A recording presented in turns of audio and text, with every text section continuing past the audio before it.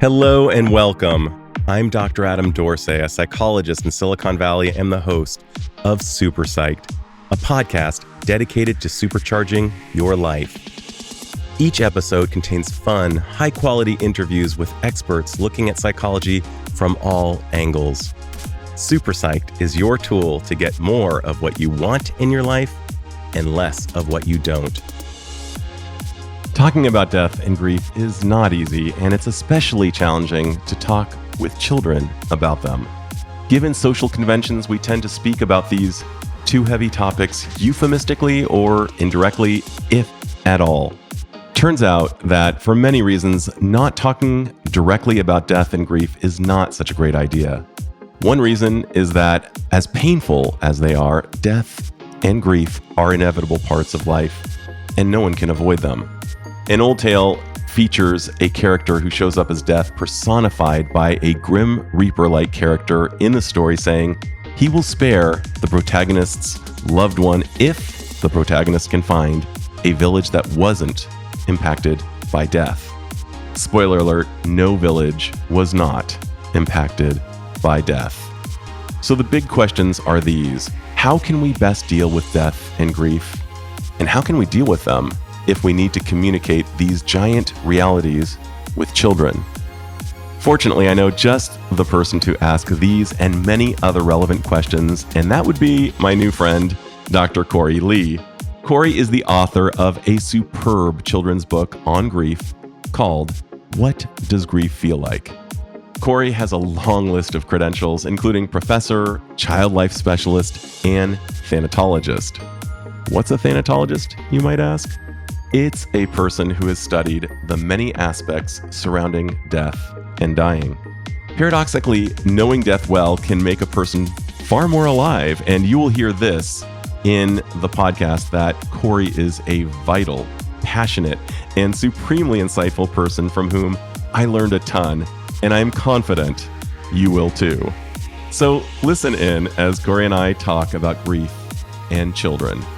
Dr. Korie Leigh, who has asked me to call her Korie, welcome to Super Psyched. Thank you so much for having me. I'm delighted. And the idea of writing a storybook for children to help them understand their grief process is one of the most brilliant things I've come across in some time. Before we even get into the book itself, let's just hear a little bit about you. You're a thanatologist. You have your doctorate in psychology from CIIS. You've done really cool things. If you could just give us a little bit of your background. I have a lot of hats that I wear. I do a lot of things, and they all intersect in the area of thanatology, which we will certainly talk about in a few minutes, I'm sure. So I actually started my career as a child life specialist.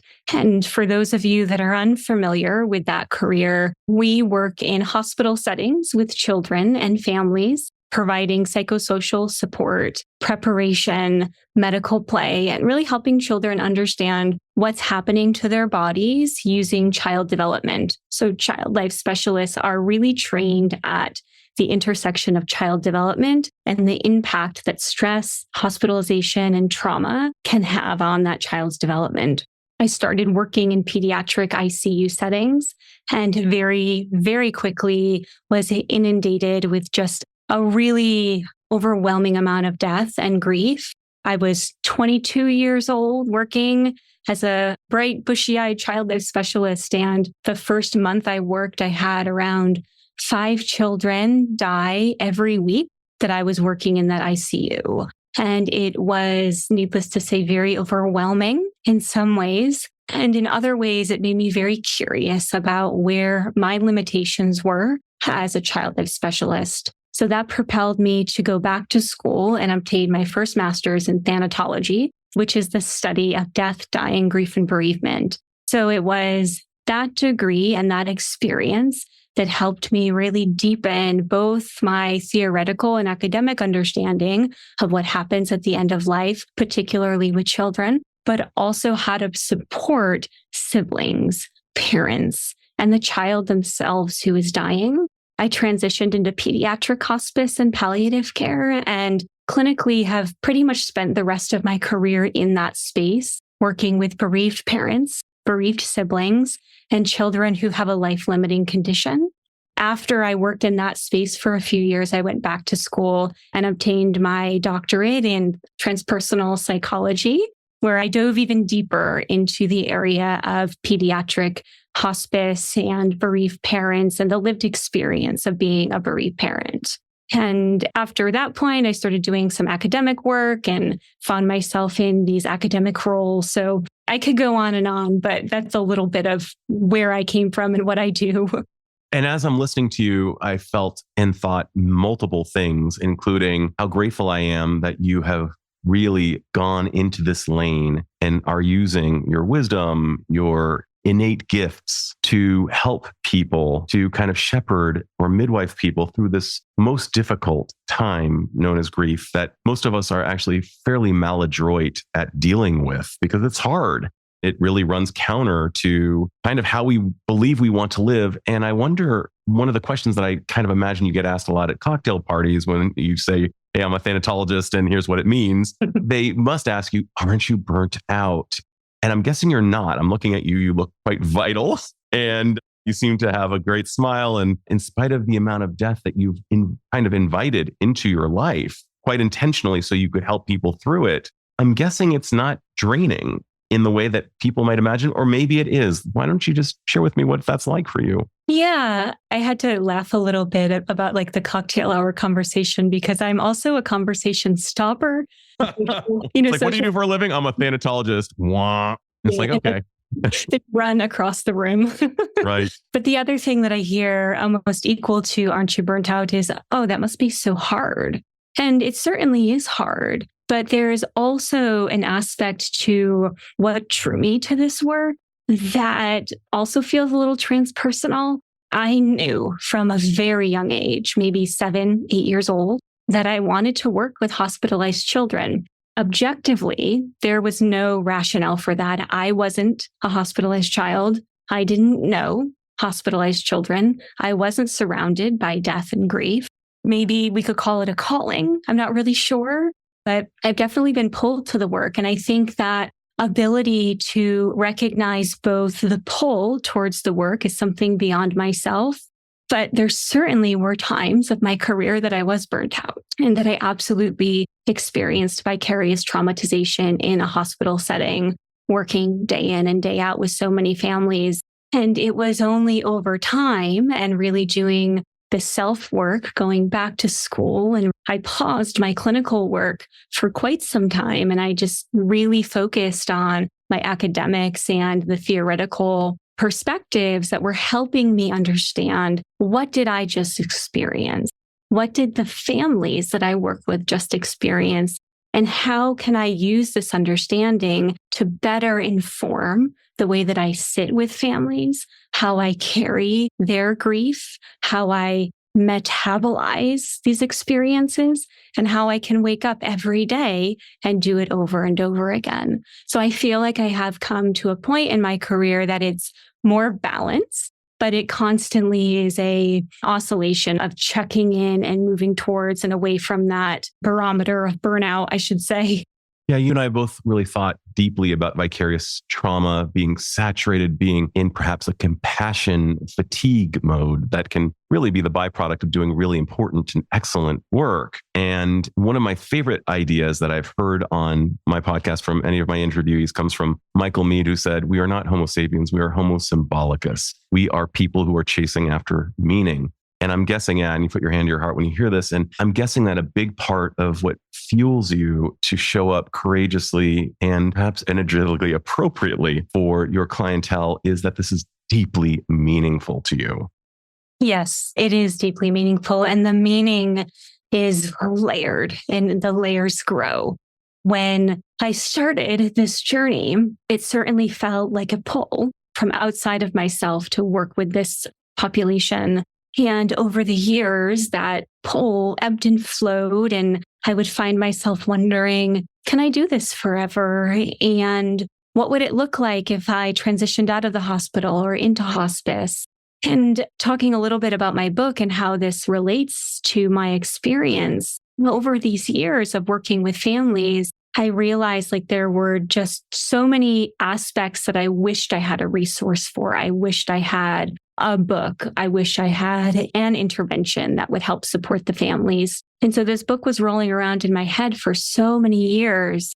And relating it back to my experience, it wasn't until I went through my own traumatic loss and in my grief as a mechanism of understanding and processing, this book came through. And it came through on the 1-year anniversary of the loss that I experienced. So now my work has even more meaning. It has more layers to it. I certainly can never say that I know exactly what a bereaved parent is going through, but I can understand from my lived experience what grief is like for me, and then connect that to my academic background, my clinical background, and understanding at a deeper level what these bereaved families are experiencing. And you kind of said something that's parenthetically similar to what a lot of people might say, well intended, but not well received by the bereaved, which is, I know exactly what you're going through, or he's in a better place, or time heals all wounds, or some type of pablum.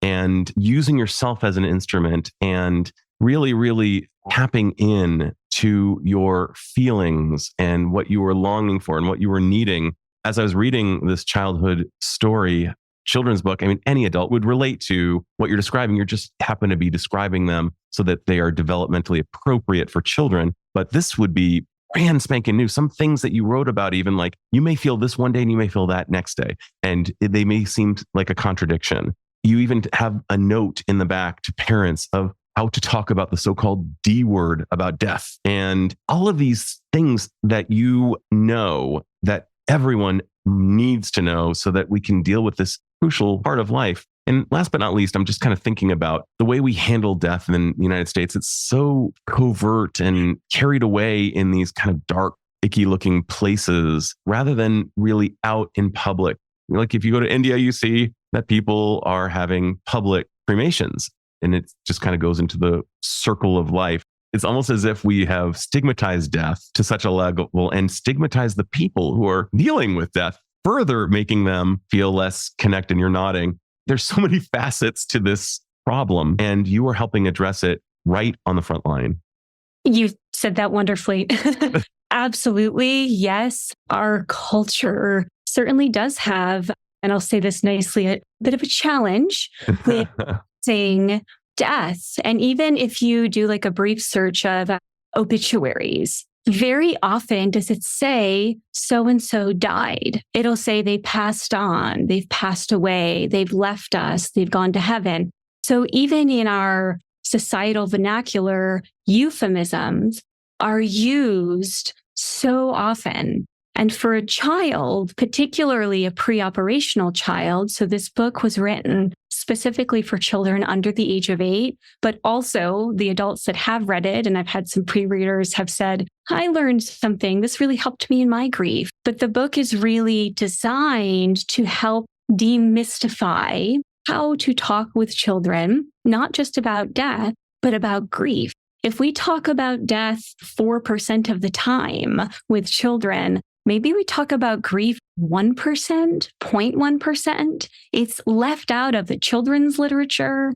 It's left out of a lot of conversations that happen after a conversation about death. So that's another reason that I wrote this book, as at the time that I was writing it, there were no books specifically about grief, what it feels like, how it's expressed and felt, and what it looks like in behaviors, how to identify a grieving child, basic information for parents and caregivers on how do you have these conversations, activities to do with a child. It really is the culmination of my lived experience, my clinical experience. I'm very proud of it. You should be. And it's one of those books that when you read it, there's no like, oh, but Korie, you forgot about this, that, or the other thing. It was so complete. And I'm hoping you're feeling that way too. One of the big ideas around writing a book is never finished, only abandoned. And oftentimes when you reread it, you think, oh crap, I should have put something else in. But I didn't have that experience whatsoever when I read it. I was like, this is kind of everything. I appreciate that. We're our worst critics, right? So when I'm reading it, I do read it with so much pride and I really love it. And I'm like, oh, I really wish that I would have ... But what I always come back to, this is a starting point. There is no book, particularly psychotherapeutic books like my book is, there is no book that is entirely comprehensive. I did the best that I could to help any reader, whether you come from a different religious background or cultural belief system, whatever kind of family structure you come from. I really did try to take a quite complicated process and distill it to the lived experience of a child. That's exactly how it felt when I was reading it. So the intent was connected to the impact. That is fantastic. And you spoke about euphemisms. And I remember growing up, I think an elder in my own community said, when describing someone who had died, that they went to sleep, or even the idea of putting to sleep. Convinced that on some level, deep in the recesses of my psyche, that part of my sleep disorders that I've experienced in this lifetime have been connected to this idea of like, when we close our sleep at the end of the day, we might die, and maybe think twice about going to sleep. There are other words that people use. They left us, other euphemisms. If you think about it, left us. Might that even make leaving for college harder, or going away? It could almost incur agoraphobia. So just by using these well-intended euphemisms may have unintended consequences. And I'm wondering, what are some things that you know, based on your experience as a thanatologist and someone who has really gone deep into this subject lived? What are some things that people can do to better attend to people who are grieving, especially children? Yeah, that's a really good question. Talking a little bit about the euphemism part, it really is one of the most important aspects when having a conversation with a child. If your listeners can walk away with one tangible to do or one tangible thing that they can take away when talking with children, it is to use the D words, death, die, dead, to help explain what that means in concrete terms. And the reason that we recommend that, and by we, I mean child development experts and people that understand what is happening cognitively in the brain of a pre-operational child, is they haven't yet developed the capacity to understand the abstractness. So when you say something like, we lost your sister, to that 3-year-old, I worked with a family where this happened. We lost your sister. So they found this 3-year-old looking for something in the house, feverishly under tables, in the backyard. And when they asked, they said, what are you looking for? He said, well, baby sister, baby sister's Oh my God, it's heartbreaking to hear. Yeah, and I have so many stories of this. And families and parents and adults do this from a place of very well-meaning and wanting to say the right thing and wanting to protect their child. And I certainly don't want to take that away from any parent that is trying to protect their child from the sadness of the world and the hurt of the world. But the reality is that in the mind of a pre-operational child, exactly how you said, you developed maybe a fear of sleep.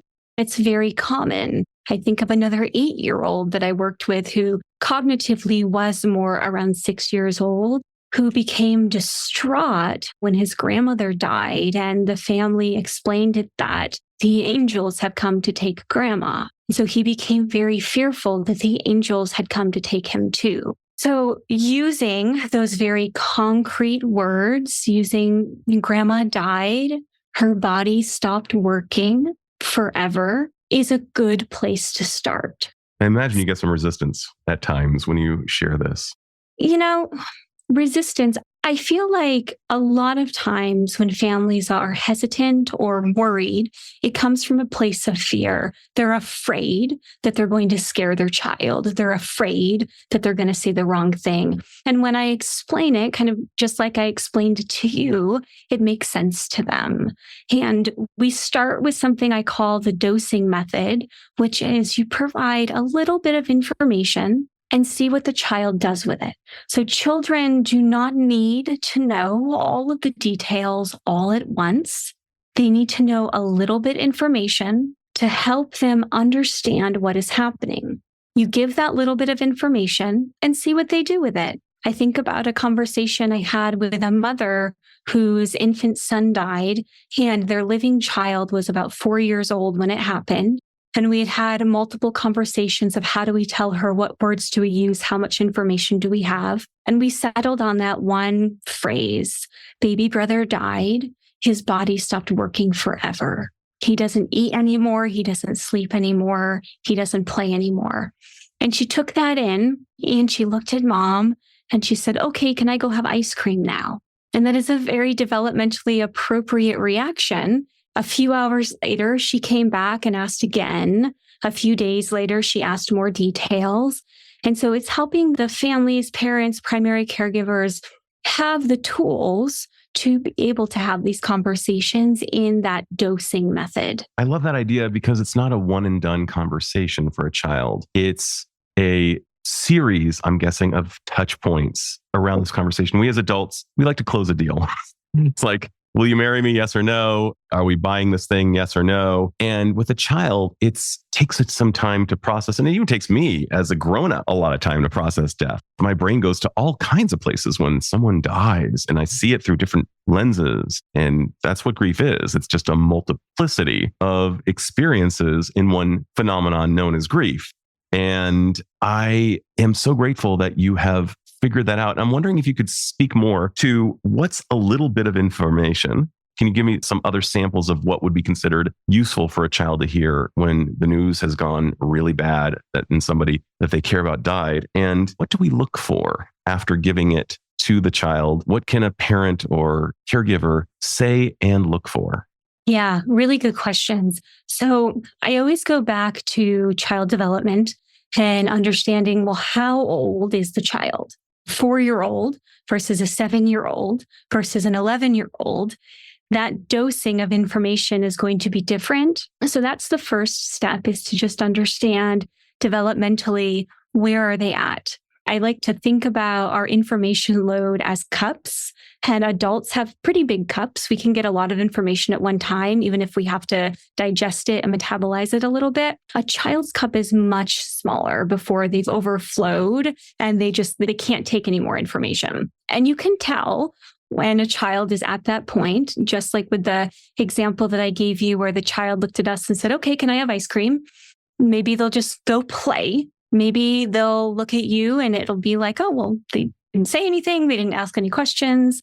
And so you want to be able to observe their behaviors, and play is the primary way that children process, metabolize, and understand new information. As adults, that happens to us primarily in our thinking, through our cognitions.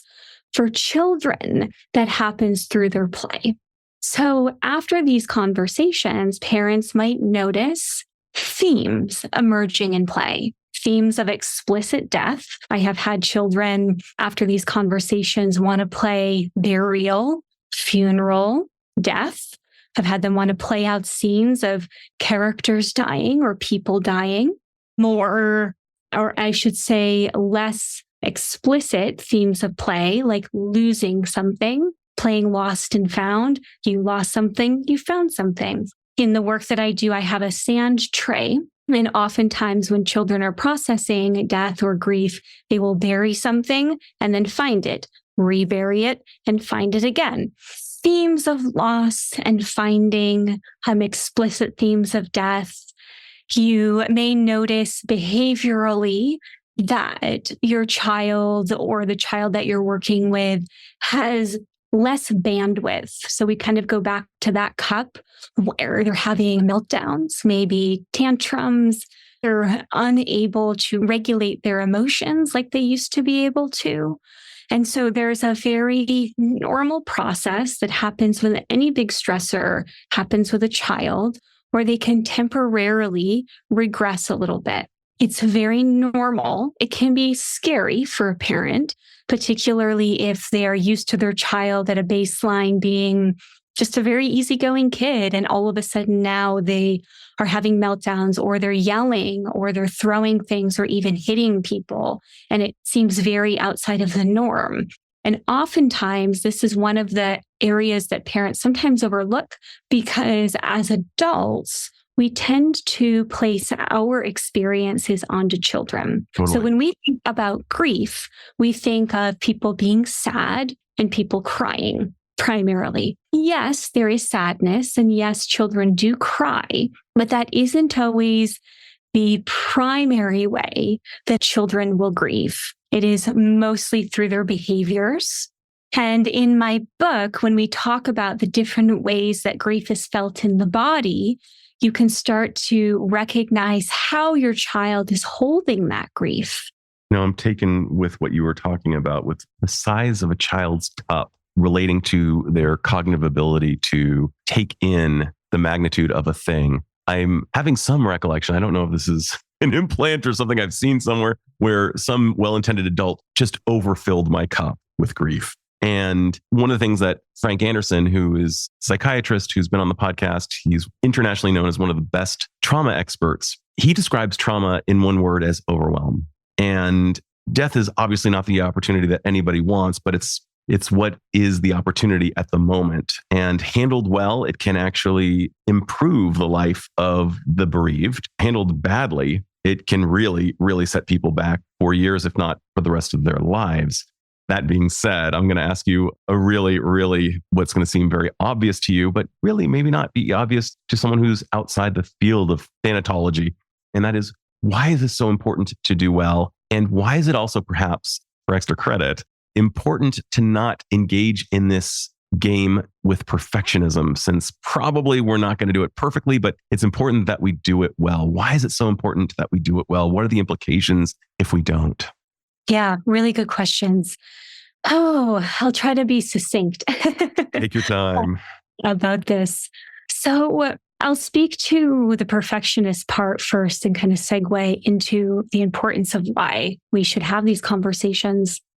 So as adults, particularly as parents or as a clinician who's working with a child, if you have children in your life, you want to do the right thing. You want to say the right thing. You want to provide your child or the children that you're working with the best, with the most expansive experiences that they can have.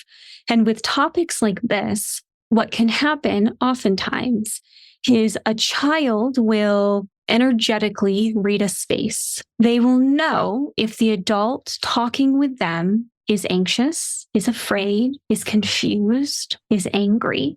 And so even though I know I just said previously that the words that we say matter, and they do, but also the way that we hold our energetic selves as we are having these conversations matters equally. Children, if you have a child, if you work with children, are very forgiving. Even if you say the quote unquote wrong thing, you can reframe it. And I've said this, even though I've been doing this for 18 years now, there are still families I work with or situations where I'll say something and then a few moments later say, I think there's another way that I want to explain that. I think there's a better way. And then I'll just re-explain something or clarify. Each one of these conversations, you can think about it, it's an opportunity. It's an opportunity to talk about a really hard subject. It's an opportunity to learn about your child. It's an opportunity to learn about yourself and to grieve together. Oftentimes, at least in this culture in the United States, we tend to overlook children. They are a disenfranchised population. When you think about the 5 areas of disenfranchised grief, oftentimes I've heard parents, even counselors, therapists, I've heard every walk of life say something like, well, children are inherently resilient. They will get over it. They will forget. They won't remember. And what research and child development tells us is that's not really true. Resilience is a muscle, and we're born with the ability to use that muscle, but we have to be taught how to use it. And so having these conversations with children is building that muscle. It's helping them create the tools and the language and the skills to develop their resilience. And oftentimes in conversations with adults, when they say something like, well, why should I have this conversation? Or why does it matter? when we look at the long-term results of bereavement studies and the impact that grief has on children, we can certainly see that certain experiences of death, particularly death of parents and death of siblings, does, and it can, doesn't mean that it will, but it can have long-lasting emotional impacts. Some children grow up to have an increased risk of depression, anxiety, panic disorders. It doesn't mean that it's prescripted, that if a death happens in a child's life, that they will experience these things. But in a really groundbreaking study from the University of Arizona, this was published many years ago, they found that the number one predictor of a child's grief, meaning was it adaptive grief or was it maladaptive grief, was the primary caregiver's response to grief. How the primary caregiver was grieving, how they were able to hold conversations and hold space for their child and provide them with those opportunities. So it is really important to have these conversations, but it isn't just the conversations that are important. There is a whole scope. There's many layers to what makes a conversation like this helpful. My brain is just on fire as you're talking because you are just incurring so much thought. And because this is such an important topic, both Nietzsche and Kelly Clarkson have said famously that what doesn't kill us makes us stronger. And I patently disagree with that idea because what doesn't kill us might make us actually quite a bit weaker if we attend to it poorly. It will make us stronger if we attend to it well, in general, is my take. And I find myself thinking about, I told you about my beautiful cat, an orange tabby, who was a subject of conversation when my wife and I were discussing changing her willingness to possibly change her last name to mine. And she suggested that we change the name of the cat. But when that cat, who became known as Max, died in 2016, I was wrecked. And I started crying during the euthanizing process. And my older son, Avon, came up to me and said, "Daddy, you cried." And I said, "Yes, sweetie, I did. How was that for you?" And he said, "It was really kind of good." And I said, "Oh, that's interesting. Why did you say that?" And he said, "Well, it showed me that you can do that." And I'm wondering, for the almost impossible equation to solve for, say, a parent is profoundly bereft and their children are also profoundly bereft, how can the parent attend to their grief while simultaneously attending to their child's? Yeah, it is an impossible task in some ways. It is really profoundly hard to be parenting while grieving. And I always tell families, you will do the best that you can with what you have at the time that you have it. And there will be really bad days and there will be okay days. And there are resources in every community to support you through this. In a situation like the one that you described, I would certainly recommend that particular parent reach out to a children's bereavement center. Most states, I think South Dakota doesn't have one.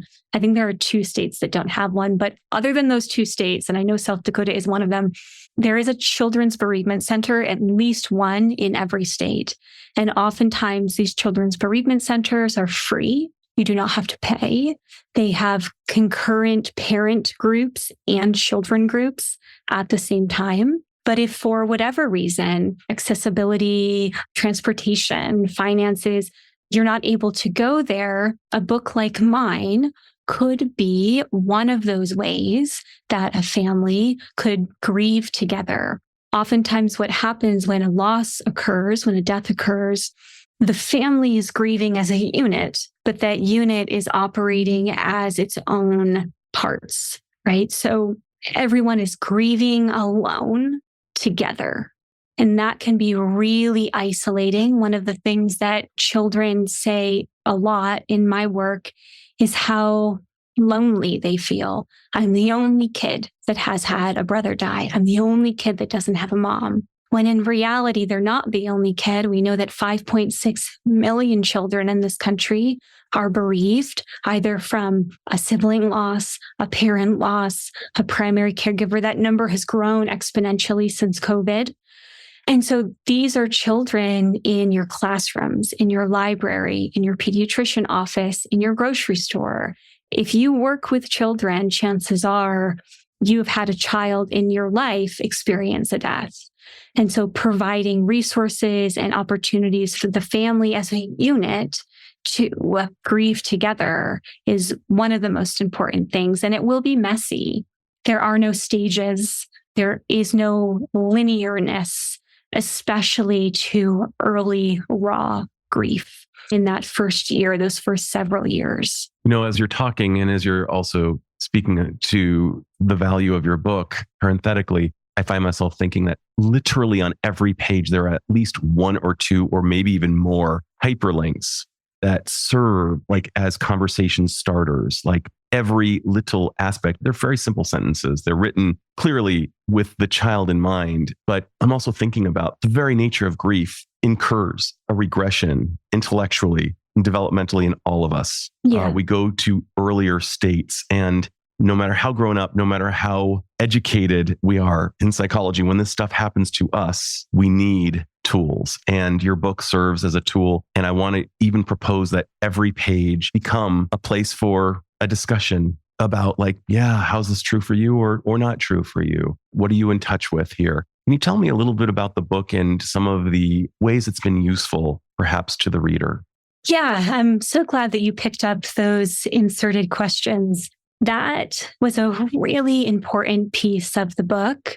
This book is written to be a psychotherapeutic book. And what that means is it isn't written to be given to a child for them to read on their own, at least the first time. It's meant to be a conversation starter and a therapeutic tool for the adult in that child's life to either, if it's a parent, grandparent, primary caregiver, to facilitate a conversation. And if it's a clinician, to also use it as an assessment tool to understand where is this child at in their ability to express and understand the emotional and physical components of their grief. And at the time that I had written this, as I had mentioned previously, I was actively grieving. And it was one of those experiences where when you're a quote unquote expert in something, you put a lot of pressure on yourself. And I remember one day I was in my home and I was washing the walls, something I had never done before. And I was washing the molding on the bottom of the floor. I was just washing. And I stopped for a moment and I realized oh my goodness, this is how I'm expressing my grief.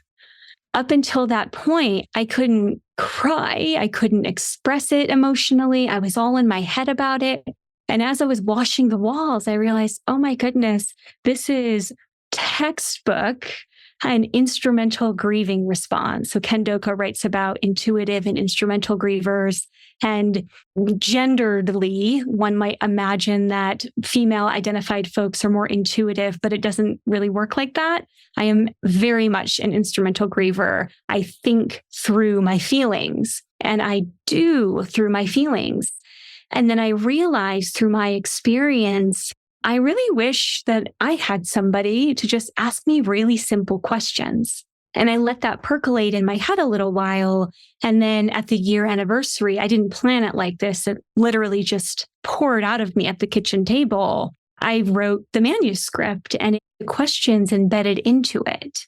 And they were the questions both that clinically I would ask children that I worked with. So every question in this book is a question that I asked children, but they're also the same questions that I wish somebody would have asked me to help me identify and express my grief in that time. Brilliant. And, I'm working on my own children's book right now, as you know, and it's to really highlight the idea of inclusion as well as multiple intelligences and multiple strengths and really appreciating each of them for what they are. And interestingly, my father, who came across it, who's often the source of great ideas, said, what you should do at the back of the book is write some tips for the parent who might be reading it with the child. And lo and behold, you've done that. And you do it so well. You talk about various ages that, and really trying to help parents understand that developmentally, how we address this is important. And I love that idea. I was wondering if you could share just some, and by the way, listener, buy this book. I don't care if you're buying it for an adult who's grieving or a child who's grieving or anyone in between. It's really, really the book we all need. What are some basic tips though? If you were just asked, what are some of your greatest hits? What are some of your greatest tips for people who are in grief? Yeah, particularly for children in grief. I will definitely put a plug back in there for the avoiding euphemisms and dosing those conversations. But when it comes to the grieving process, one of the things that's really important for adults to recognize and understand is that grief is a developmental process for children.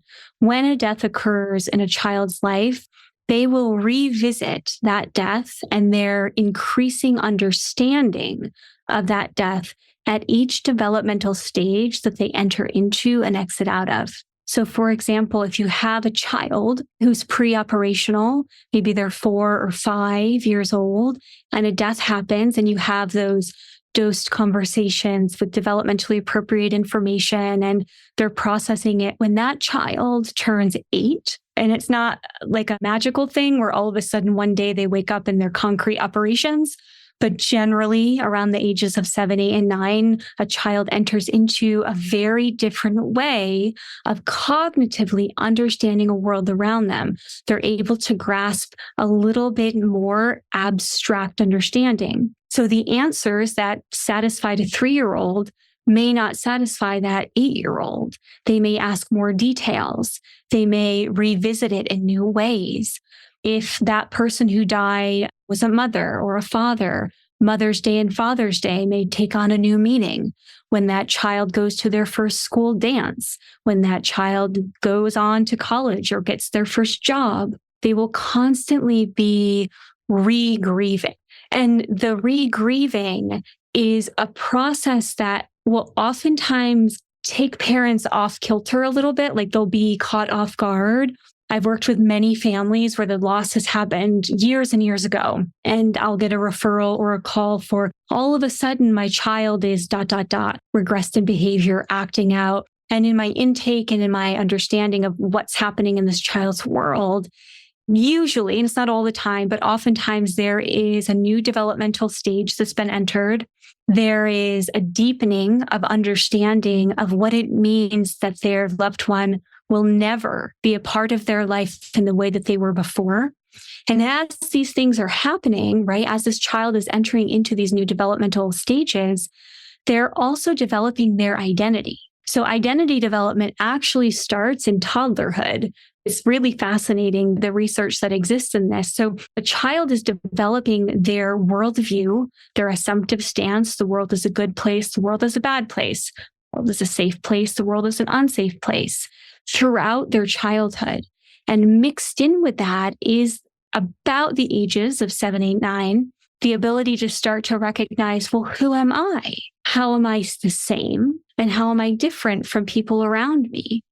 And so this re-grieving process takes place at these touch points along a child's life. So that can be, if there's one thing that adults know or remember from this conversation too, it's the developmental process that children will re-grieve throughout their life. Not wonderful, but wonderful that you were able to articulate that so well. Kind of a cousin to what you're saying is a phenomenon that I've noticed, at least in myself and actually in the people I serve.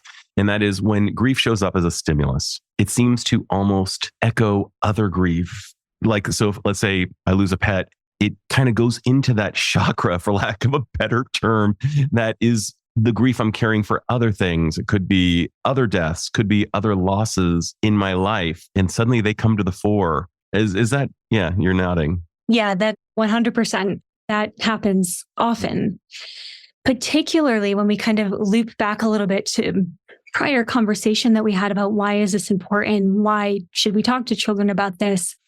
Unprocessed grief and grief that stems from a death that's also ambiguous, or there's miscommunication about that understanding, right? A child was told euphemisms or developed some magical thinking about that death. We haven't even talked about how often children feel guilt and feel like maybe they caused the death to happen. And that is one of the very common misconceptions that you can uncover through these kind of conversations.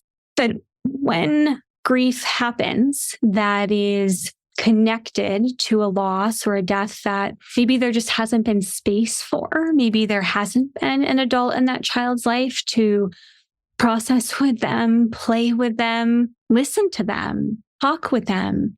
That death that's currently happening, the death of a pet, a teacher that dies, that's happened very often where we have a child who experienced a loss in maybe preschool and then their elementary school teacher dies or a peer dies or somebody in the community dies.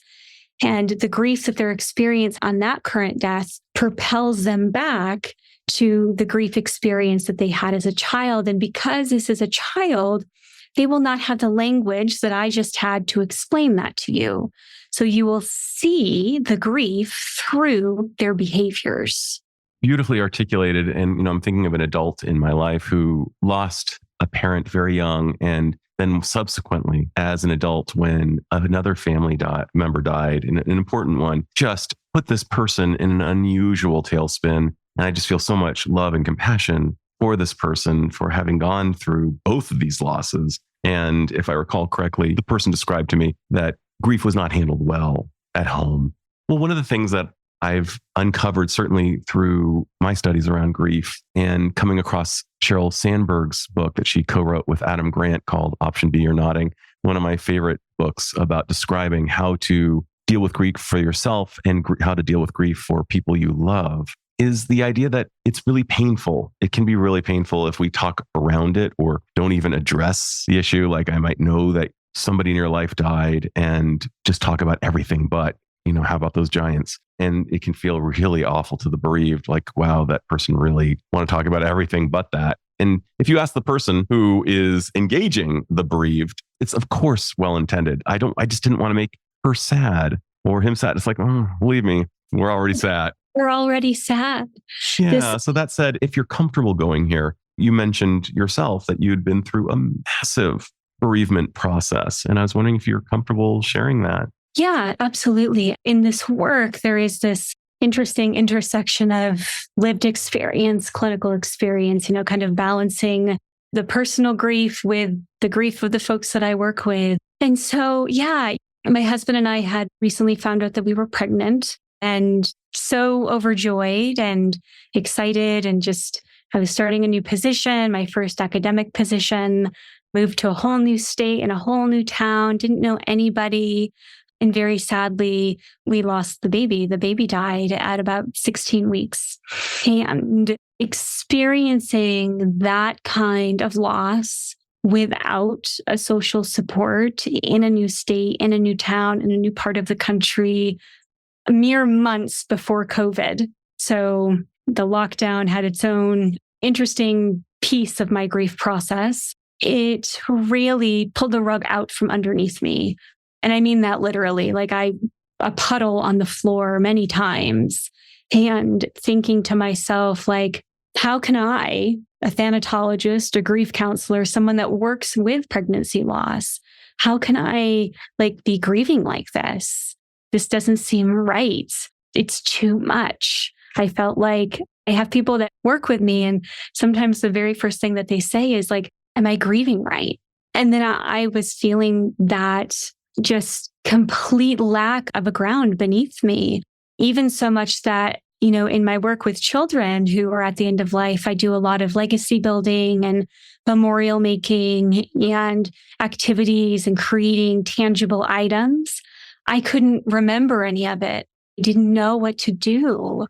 I wanted to remember my baby, but didn't know, do I write a letter? Do I do a handprint? What do I do? And so I was completely lost, completely isolated. And the whole experience was just so overwhelming. It put me a little bit in this state of crisis professionally as well, where I thought, oh my goodness, I have worked with bereaved families for years and years and years at this point. And now that I am, quote unquote, in their shoes, having experienced this kind of a profound loss, I questioned everything. Was like, did I even say the right thing? Did I know what I was doing? Did I say the wrong thing? Was I insensitive? It was this almost like when you hear people have near-death experiences and their life flashes before them. It was a little bit like that, where I just questioned everything. Moving through the grief process, there were really bad days, really bad weeks and months. And eventually, as I came up to this 1 year mark, as I had mentioned, and it was like COVID lockdown, so social distancing, there was nowhere to go, no one to see, groceries delivered to the door, kind of COVID. I just felt this energy move through me and was like, I remember I was sitting on the couch next to my husband and I said, I have an idea. I'll see you later. And I went to my office and I just drafted all of these jumbled thoughts. And I set it there. And then the next day I sat at the kitchen table and just poof, the manuscript, the book that you have read is pretty much word for word the manuscript that poured out of me. Oh, come on. Wow. I think it's a once in a lifetime thing. Like I'm writing other books right now and it is not. It's much more challenging. So really, really felt in so many ways that my baby was channeling this through me, that his legacy and his memory. And in I think the first page or the first few pages, I have a copy here, so I'm looking at it. There's a dedication page. And on the top of that, my dedication is to Noah and Ruthie Lou, who were two babies that I worked with, and Maurice, our baby that we named Maurice. So in seeing his name in my book is maybe one of the only places that I will ever see his name. And so he was real. He was here. He mattered. And now he is forevermore part of this book and this journey. I'm speechless here and just so taken aback and so blown away by this story and the totality of it. There's so many layers to this story, including the fact that here is a thanatologist who has gone through this, and how it kind of calls to mind that moment in William Hurt's movie where he was a surgeon who dealt a lot with cancer. And when he went through his own cancer, it was a totally different thing than treating someone else's. And I wonder, and I love the fact that Maurice is in your book. After whom was he named, if I may ask? My husband's grandfather. I'm just taken by this, as cliche as it's going to sound, the bittersweetness of life as you're sharing this with me. This was not what you'd wanted for Maurice, and this is what you've got. Yeah. And, that bittersweetness, I talk about this duality, right? That when you have experienced a profound loss, your world as you knew it will never be the same. There is no going back to before the loss. There's a rebuilding of life after. And a part of that rebuilding is the recognition and the realization that pain and sadness, joy and sorrow exist together, and they will forevermore. And that kind of part of rediscovering oneself and wondering, like, what is this world that I'm a part of now that I've experienced this level of suffering, of pain? How do I move through it and move with it, not beyond it or past it, but use it and understand that it is now a part of me? And before I get to my last question, how were you able to reinitiate professionally after having this loss, actually walking on those same grounds vicariously with others who are going through what you went through? Yeah, I took about a year off because it was right around the same time that I wrote the manuscript. And I don't think this is a coincidence. So the manuscript was very internal, right? My grief was very internalized. It was explicit. It was expressed. It was externalized on the page. And almost a week, 2 weeks after that, I started getting inquiries. And I hadn't put on my website or on my Psychology Today, like not taking referrals. I honestly forgotten to. So it was very interesting, the serendipity that I wrote the manuscript. I sent it out to publishers, and almost concurrently to that, I started getting referrals for, I just experienced a stillbirth. Are you seeing anybody? I just had to terminate my pregnancy. Are you seeing anybody? I just had a miscarriage. So they found me, and I felt ready to be able to engage clinically again. And I very slowly brought my practice back. And now I'm kind of overbooked and full. Yeah, and you may be all the more so after this episode drops because your contact information will be on it. But I'm so grateful that you're here to be with people during this profoundly important moment in their lives.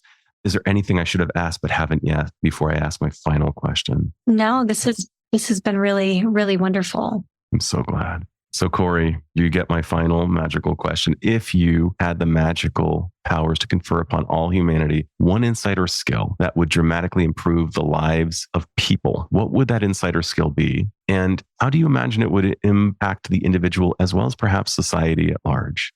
What first came to mind was the ability to sit with, make space for, give name to, engage with sorrow, suffering, pain. And it sounds counterproductive because you're like, how in the world am I going to benefit from that? But in my work and in my experience, for the people that are able to do that and have been able to cultivate that space and go to those really scary places, they've been able to make space within themselves to enjoy and experience life, even though they have also experienced pain and suffering and trauma. Likewise, the other skill, we all have it and we all have used it. We've all done this, but in our adulthood, we forget to play for the sake of playing. An engagement, an experience that you do because it makes you feel good, because it's fun. When we can play as adults, and there's science on this, there's a whole Institute of Play, I believe at Stanford, on adult play. When we can get into those states of flow and play and creativity, the world becomes a really meaningful place that we want to engage with.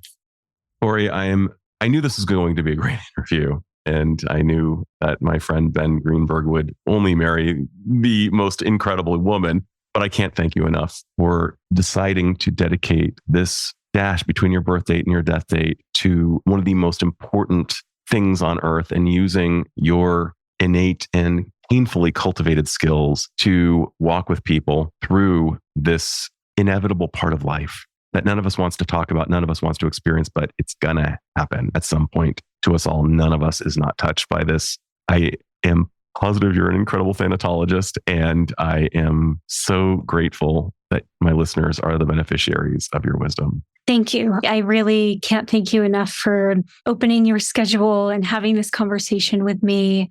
And thank you for all that you're doing and being able to connect with so many people around the world. I imagine your listeners are probably from very far away, and how amazing that you can offer this space and be able to sit with these conversations and then share it with other people to help them. So I thank you. Right on, my new friend. Well, may this be the beginning of something great, and thank you.